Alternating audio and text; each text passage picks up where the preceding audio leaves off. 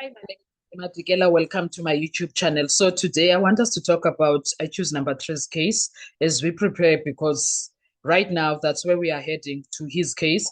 And we know that Ubaloyi has been taking forever with Ntanzi, but he has no choice. He has to finish. Okay. He has to finish. Anyway, let us prepare our minds because after Ntanzi, we are going straight to I choose number three's case. And there's a lot of loopholes from things that were done by the state, the case that we heard from the state side. We have not heard him speak in Judge Rata's courtroom. We heard nothing from him yet, but here and there snippets of things that he was rebutting, things that were being said about him. And one thing that I will tell you is that when it comes to this case, especially his case, as the so-called trigger man, the gun man, etc., one thing that has made sense for me and whoever else is willing to listen and comprehend things for what they are. Mangena, the so-called ballistic expert, has made sure that IQ's number three case is the easiest to win. Hear me out. Why am I saying that? I'll be telling you a lot of things and I'll be mentioning that a lot. But what I can tell you, he has played a number on the state and he has put the state on a risky side of things when it comes to Mr. Prince because the things that you hear being said from the word go, from the affidavit or from the sorry, the statement of Colonel Captain Mangena, you could tell Ukuthi, guy, you made sure here this guy walks out of the situation with exactly that. But I'll tell you, hang on, okay? Right now, let's get into this because excuse me, what do you mean that we are getting where everything is supposed to be? And mind you, these are Baloyi's, what you call, these are Baloyi's so-called cases whereby he thinks Ndanzi and number three are the ones that he needs to attack a lot on. And when it comes to Ndanzi, he failed dismally. And now imagine him failing on Ndanzi, whom we thought Ubutataka, whom we thought Undanzi is the weakest link and stuff. Undanzi, what you hold my beer, hold my mkomboti. I will show you who Putra is because Undanzi showed up, came down and showed up like nobody's business and was like, Aningcheli loko. Now we are going to be dealing with number three. And number three, we've already seen ukuthi akabhenywa akasiyona insango. You understand? So here we are with number three. Now we have this firearm, the gun that wasn't the murder weapon until later. We are going to talk about that because, excuse us, the gun that was not a weapon until later. Okay, this is the moment a courtroom goes silent because the entire case against accused number three, Mtobi Simncube, quietly leans on one question: is this really the murder weapon or just a gun found later? And the man who holds the answer is Officer Masondo. Okay, Officer Masondo. But when that happens, when what happens when the officer himself admits there is nothing on this firearm that links it to the Senzo Meyiwa murder case? What happens in that situation? All right. So the recovery that we heard, what Masondo said there is quite astonishing. All right. Now, this was Ubaloike. You know how calm he is, even if things are bad, he acts all calm. Officer, tell the court that what happened on 9th February 2015. Masondo, we arrested accused number three in Alexandra. No, for the Alexandra case. That side of which side was that? Cleveland. Yeah, they called the address. We found a firearm in his room with ammunition. The state builds a 9mm firearm found in Nube's space, serial number altered, later traced to a security company. On the surface, it looks strong, sharp. Okay. Now, the first crack, not linked to the case. That was the first crack. Defense, that was missing now. Sharp, controlled, relaxed, and not hearing anything. I remember when he was asking a certain question, Judge Rata said, are you sure you want this man to answer that question? Minister was like, yes, very sure. Yes, I am very sure. And then, Umnisi, officer, when you recovered this firearm, did you link it to the Senzo Meyiwa case? It might not be the exact same way, but that question was asked, okay? And then Umasondo was like, he had no choice. He had to be honest here. Okay. Masondo had no choice, stood no ground. He had to be honest. He's like, no, there was nothing linking it to that case. Otherwise, if there was anything, I would have known back in 2015. That's what Umasondo said. And then boom, the courtroom went silent. And that answer alone does damage. That it does damage to the case of I choose number 3. The state has the accusations the state has against I choose number 3 right there on the spot. Boom, gone just like that. Because now the defense can say you don't recover a murder weapon.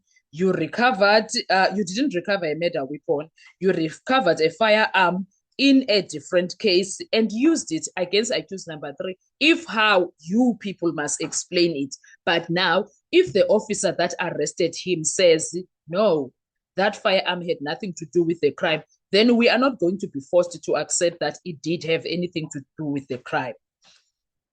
Now, there was also the warranty problem when it comes to that issue. The defense asked, did you have a search warrant when you were doing this search on accused number 3's house? And Umasondo said, no.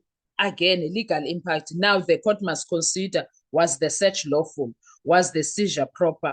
Can this evidence be fully relied on? Okay. Another strike for defense. So you entered, searched, and seized without judicial authorization.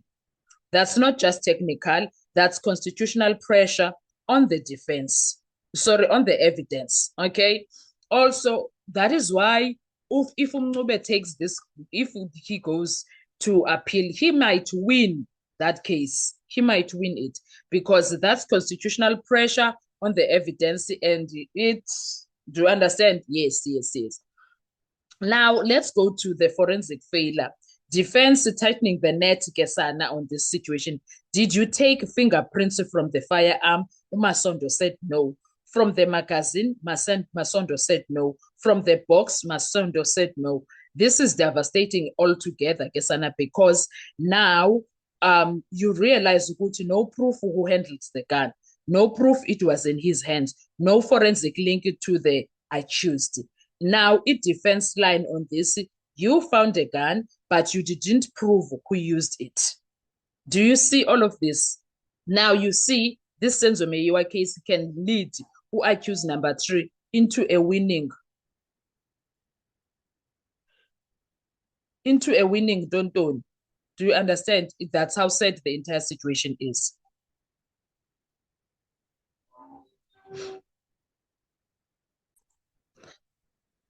So the entire situation is just scary as just like that. It's very scary. Because you stand there and be like, are you guys for real that happened? Are these people going to tell us they did all of these things? Now, the location problem was another thing. The gun wasn't even found in his hand, on his body. It was found in a room. That's another issue that we have. Now, the legal distinction is this: possession must be direct on you, or constructive, you control it. And that was not the case. Now, again, that's another point for defense attack. A room is not a person. Presence is not possession. They can argue all of that.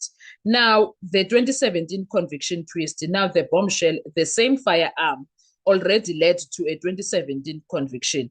Defense now also, Mnisi says, you already prosecuted him for this firearm, correct? And yeah, Umasondo agrees. Now,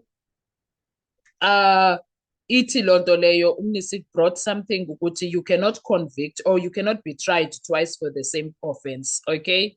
Now, defense narrative. The state is recycling an old case and trying to turn it into a murder weapon. That's what we see there. Now, there is also something else that is quite dangerous, the chain of custody nightmare. Now it gets worse from all of that situation with Umasondo. who said the firearm had nothing to do with the crime. The firearm, he would have known if it did, all of that shandy. Now it gets worse. The firearm set in police storage was marked for destruction in 2017, but it wasn't destroyed, then reappears years later in 2020. In 2020, defense exclusion when it comes to this, the gun was supposed to be destroyed. Now suddenly it becomes a murder weapon. Make it make sense. Oh, make it make sense, Galuksan. Because if this firearm was in police custody the entire time, why nobody for all these years since 2015, 15, 16, 17, 18, 19, 20, for 6 years, nobody knew that it's the firearm that killed Senzo? And we are expected to accept that? Hell no. Hell no, Kesana. Hell no. Hell no. It can't be. It doesn't make sense. It doesn't. Now, the question that you would ask is, was it preserved properly? Was it tampered with? Was the chain intact? Do you understand? Now, the bigger strategy, building backwards, okay, from the state side, this is the real issue. The state didn't start with a murder weapon, then find a suspect. Instead, it looks like found a suspect, then tried to fit a weapon into the situation. Do you see that? Do you see what is happening here? This is how bad it is in Dabayong. So the defense may come through and say, this is not investigation, this is reconstruction, and Umangena knows this. Now the defense says, Officer Masondo, you didn't link the gun to the case, you had no warrant, you took no fingerprints, you found it in a room, not on him. It was already used in another conviction when it comes to the Senzo Meyiwa case. It was almost destroyed. Do you see how bad this entire situation looks like? Then the big question is, on what basis should Judge Rata's courtroom treat that firearm as the weapon that killed Senzo Meyiwa, especially after this long, and it was in the hands of police, and you want to tell us no one knew, including Mangena, who works at Ballistic, and the firearm was at Ballistic, and Mangena had all the paperwork of that crime scene of Senzo Meyiwa. No, mabangadlali ngathi. Now, this is the reality. Masondo's evidence opens the door, but it does not close the case. But in law, a gun found later is not automatically the gun that fired the fatal shot. It can't be. So they need to explain themselves. What do they mean, Abo Mangena, Nabo Baloi, Nabo Gininda, when they want to force that firearm onto Umnobe? Let's talk in the comment section. I want to hear your views. Do you think the firearm that they say is the one that killed Senzo is or the correct firearm? I want to hear from you. Thank you so much. I'll see you on our next video. Bye-bye.